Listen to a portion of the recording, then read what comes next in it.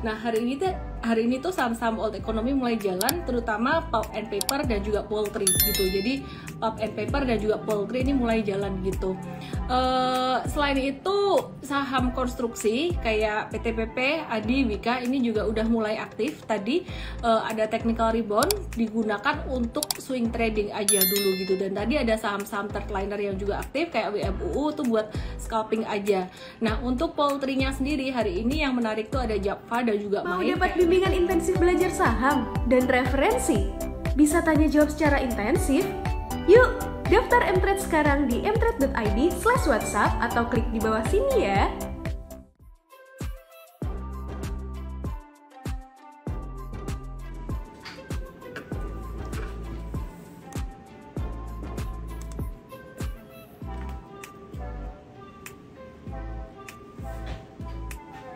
Hi everyone, how are you? Apa kabar semuanya?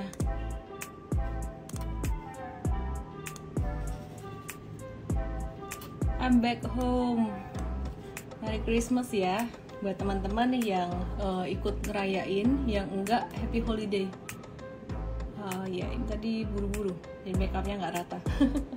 Aku baru aja sampai rumah nih ya, belum ada 1 jam sampai rumah.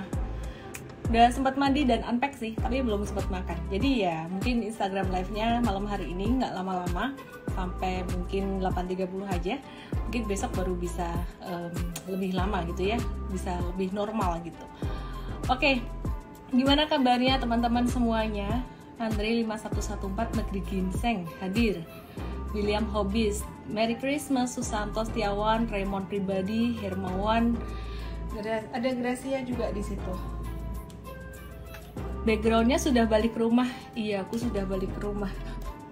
Kangen juga nih balik rumah. Siapa yang teman-teman malah baru mulai liburan? Kok gak enak ya?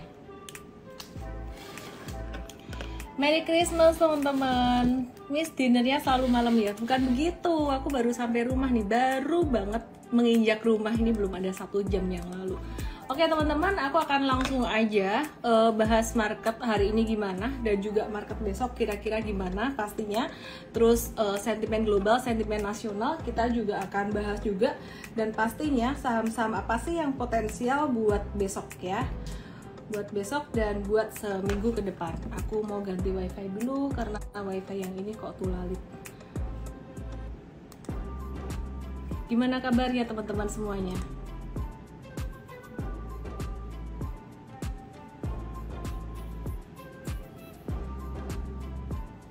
Oke.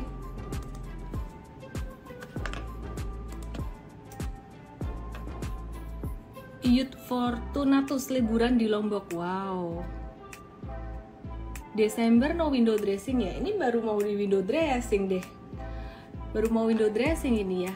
Oke, jadi setelah sempat turun pada tanggal berapa ya? Bentar, aku gedein chartku dulu. Kecil banget chartnya.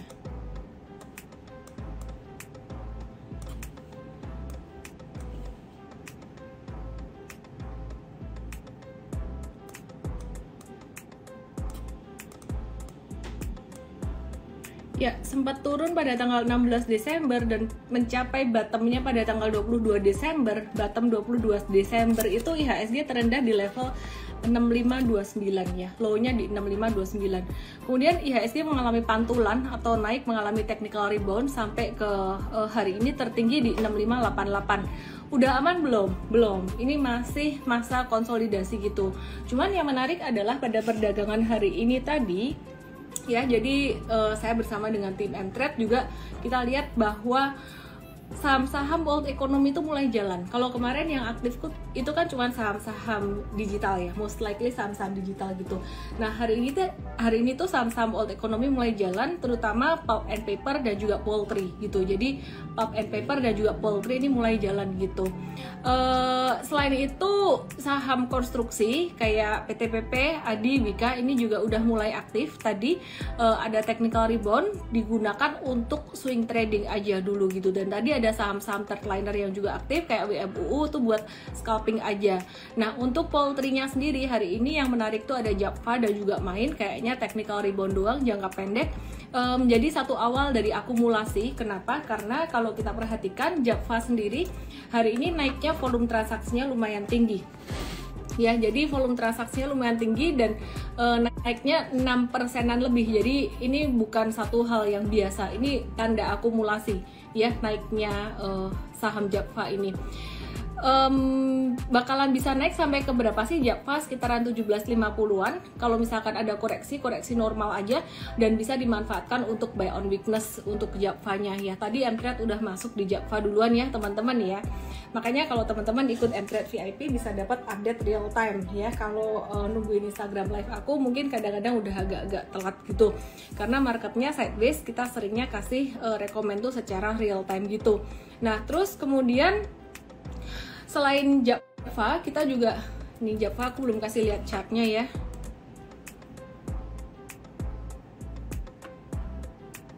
Ya, ini Japfa teman-teman bisa perhatikan dia naik dengan volume transaksi sangat tinggi sekali, harga naik tinggi, volume transaksi tinggi. Terus kemudian selain Japfa, kita juga lihat untuk saham Main.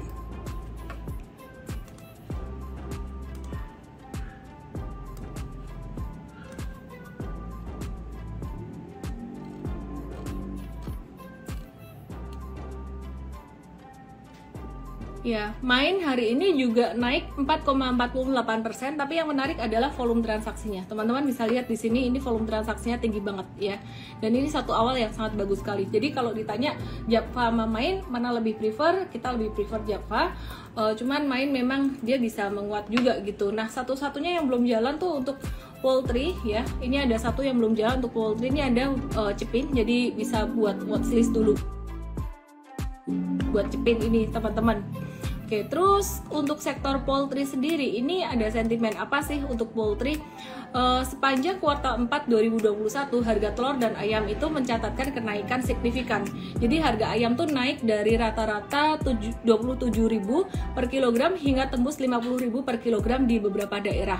Nah, terus harga telur juga naik dari 20.000 jadi 30.000 per kilogram gitu. Kenapa bisa naik harga ayam dan telur nih? Karena faktor harga pakan ayam yang berbasis jagung tuh lagi tinggi gitu. Jadi kalau ngelihat harga jagung global di Chicago Board of Trade itu posisi harga jagung memang lebih rendah dari level tertinggi pada Mei 2021. Nah, kemudian kita juga mau lihat di sini untuk pulp and paper. Pulp and paper ini sebenarnya udah sempat kita review beberapa waktu yang lalu ya, di bulan sekitaran bulan Desember awal, di Septemberan di sini ini naik tinggi terus kemudian dia koreksi normal dan hari ini naiknya signifikan volumenya seperti sektor poultry. Ini bukan naik biasa-biasa aja, ini teman-teman bisa watch. Untuk INKP jangka pendek dia bisa sampai ke 8525 bahkan bisa sampai ke 87 gitu. Terus kemudian TKIM ini dalam jangka pendek dia juga naiknya akan lumayan signifikan bahkan bisa mencapai level 8150 sampai 8200. Jadi hari pertama naik, tadi baru hari pertama naik, kemungkinan besok akan masih bisa naik lagi untuk INKP TKIM, tapi Mtrade cenderung lebih ke arah ngehold aja dan juga profit taking dalam jangka pendek, masih swing trading dulu. Nanti kalau turun lagi kita akan buyback lagi. Nah, kalau mau masuk besok udah agak-agak telat sebenarnya gitu ya. Jadi tadi kita kasih update real time untuk belinya hari ini, mungkin besok atau lusa bisa profit taking. Nah, untuk teman-teman yang jangka menengah atau jangka panjang di TKIM dan INKP gimana?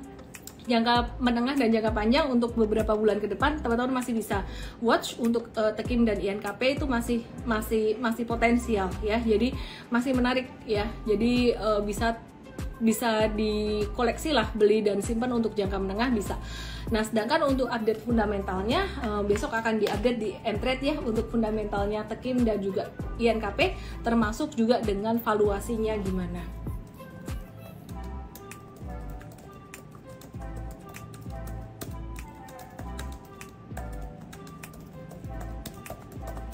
Oke.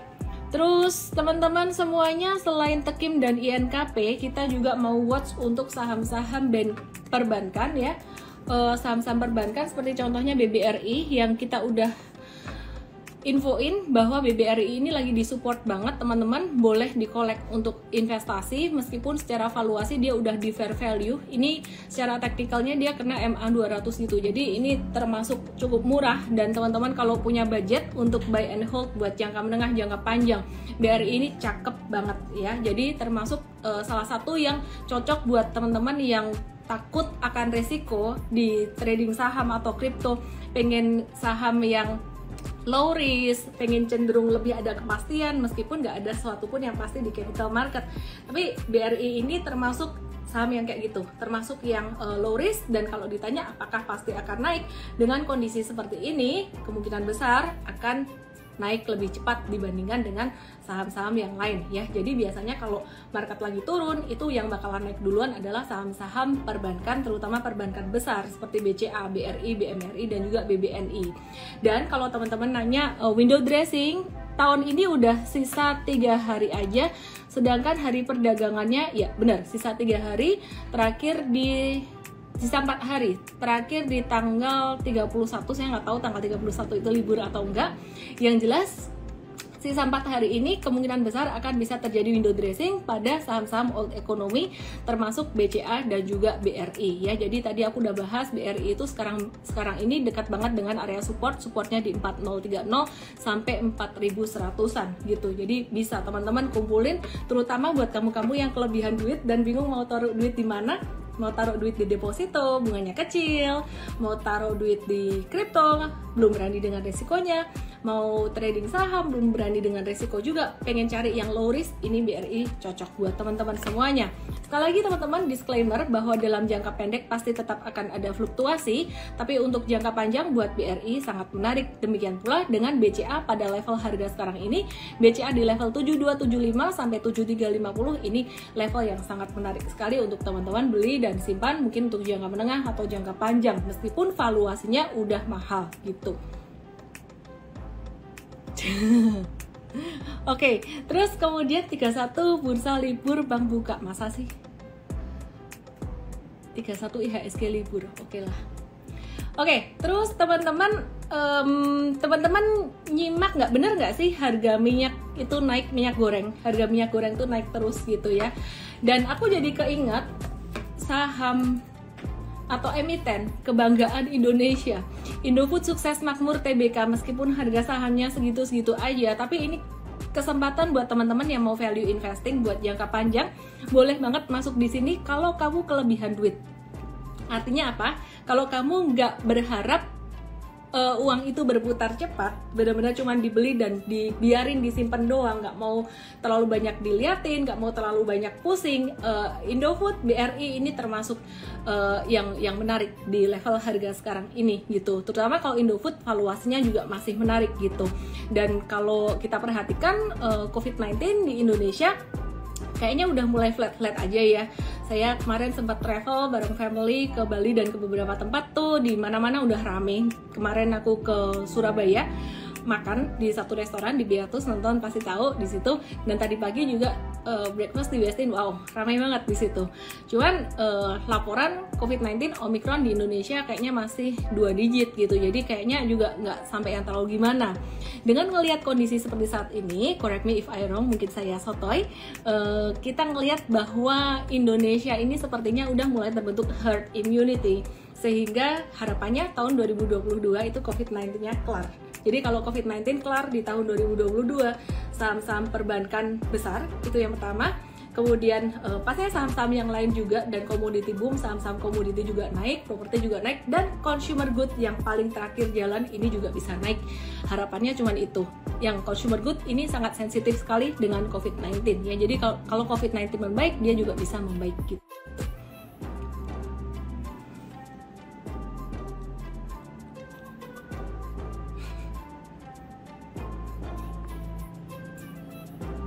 Minyak goreng naik, ada yang tahu kode saham Bimoli INDF. Sembako naik, harga saham tetap melorot. Ambiar, sabar. Karena nanti tercermin di laporan keuangan kuartal berikutnya. Laporan keuangan yang kuartal akhir tahun ini tuh kan baru keluar sekitaran Januari 2022 gitu ya. Jadi anyway, sabar ya.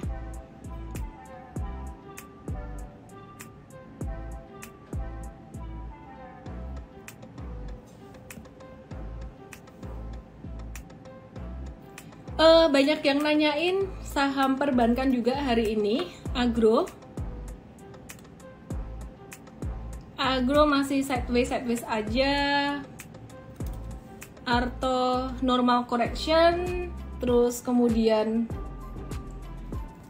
Saratoga hari ini mantul, cakep banget. Mtrade juga ada tradingin untuk Saratoga. Ada masih loading Mtrade-nya.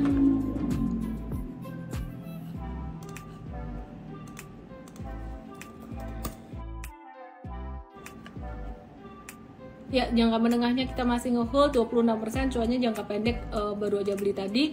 Terus ESA.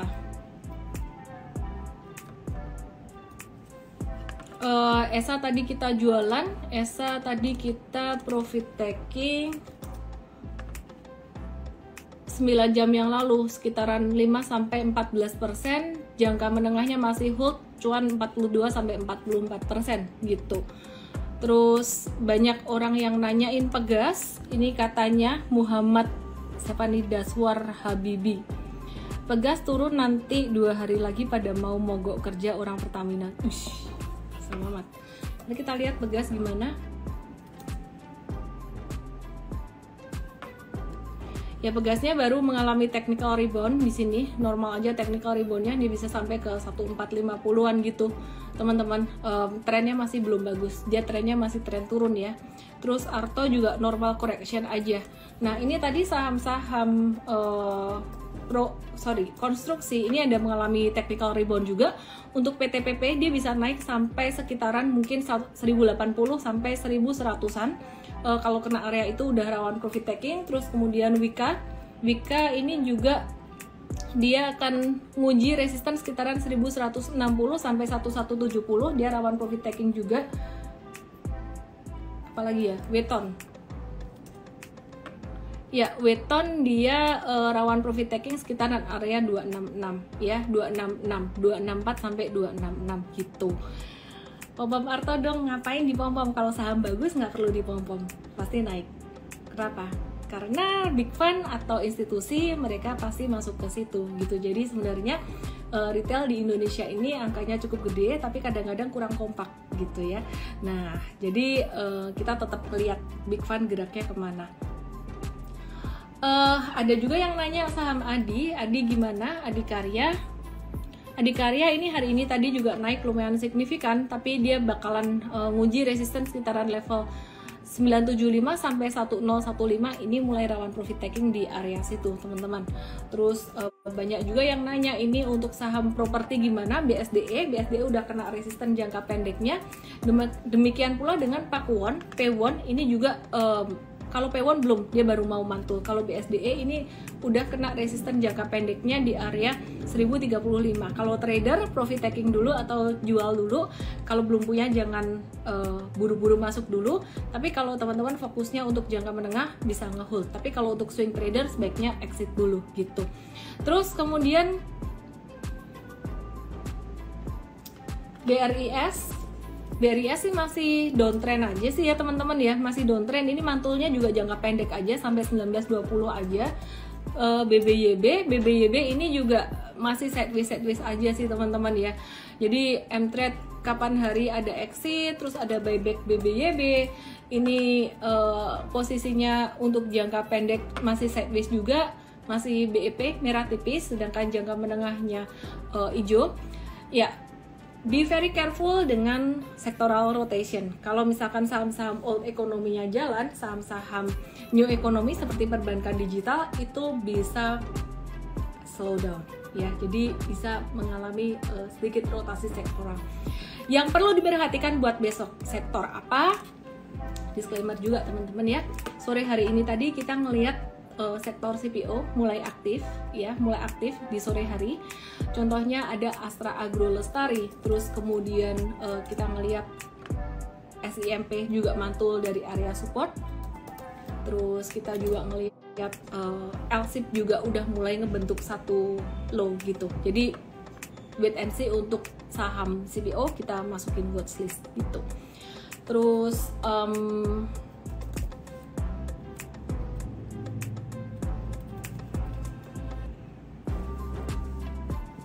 ada saham yang baru aja IPO beberapa hari yang lalu.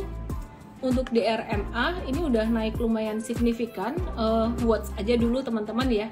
Nanti kalau ada koreksi normal correction bisa mulai re-entry lagi gitu ya. Jadi wait and see dulu untuk DRMA ini gitu.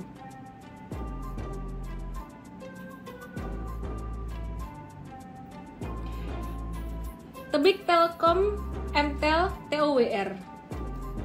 Gimana kabarnya? Lagi disupport teman-teman, ini lagi disupport banget tebiknya. Wait and see dulu ya. Kita besok lebih ngelihat komoditi kayak CPO dan juga pulp and paper. Telkomnya jangan dulu, ini kayak mau ngebentuk high gitu. Mitratel udah naik beberapa hari ini, M-Trade udah masuk sih untuk Mitratel ini buat swing trading dan siap-siap untuk profit taking gitu. Baru cuan tipis. TOWR ya, ini naiknya juga nggak terlalu signifikan, wait and see dulu.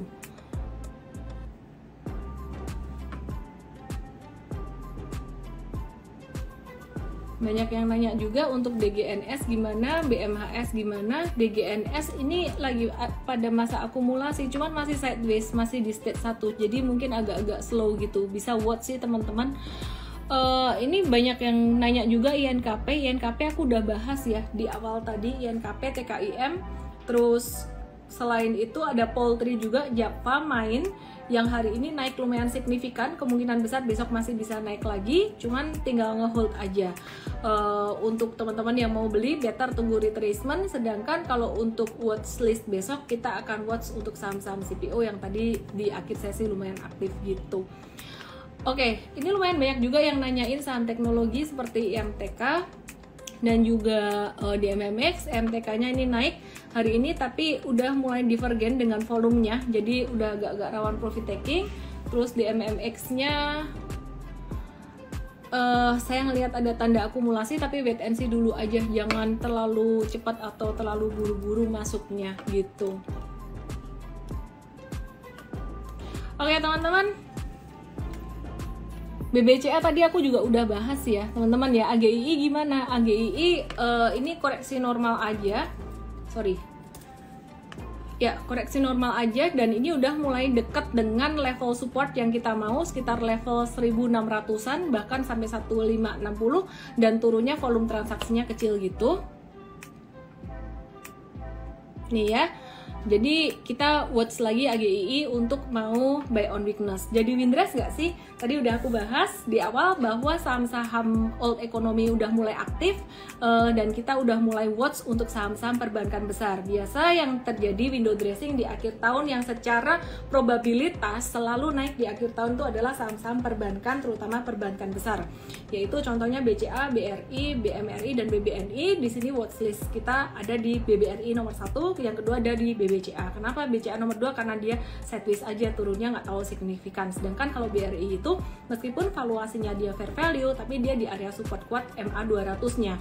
Jadi buat teman-teman yang punya profil resikonya agak-agak risk avoidant, risk averse gitu, mungkin bisa pilih BBRI buat beli dan simpan bisa selama beberapa bulan ke depan gitu. Jadi kalau nanti Indonesia bertahan, COVID-19 ini nggak bertambah signifikan, bisa melewati badai Omicron ini dengan baik, maka tahun 2022 saya sangat optimis bahwa di kuartal 1 ekonomi akan membaik, dan saham-saham yang fundamentalnya bagus yang kita beli saat ini lagi diskon tuh bisa naik juga gitu ya. Dan spekulatif di saham consumer goods seperti contohnya Indofood yang harga minyak goreng udah naik signifikan tapi harga sahamnya masih belum naik-naik juga.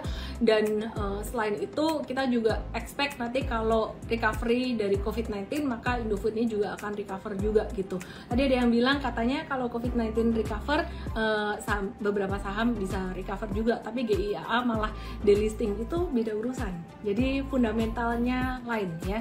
Jadi fundamentalnya kurang kuat di situ ya. Oke. Oke, ini banyak lagi yang nanya ulang INKP TKIM besok masih bisa menguat, tapi kalau buat entry besok agak telat teman-teman, MTrade kemungkinan akan profit taking besok atau lusa gitu ya. Jadi kenaikan hari ini lumayan signifikan, volume transaksinya tinggi, nggak bisa dipandang sebelah mata untuk INKP TKIM, dan juga Poultry, Java dan juga Main. Kayaknya petanya hari ini naik, besok naik, lusa agak-agak stagnan. Jika ada koreksi normal bisa dimanfaatkan untuk buy on weakness, seperti contohnya AGII di sini juga bisa dimanfaatkan untuk buy on weakness kalau udah keluar candle hijau lagi. Semoga paham karena aku hari ini ngomongnya agak cepet banget. Anyway teman-teman,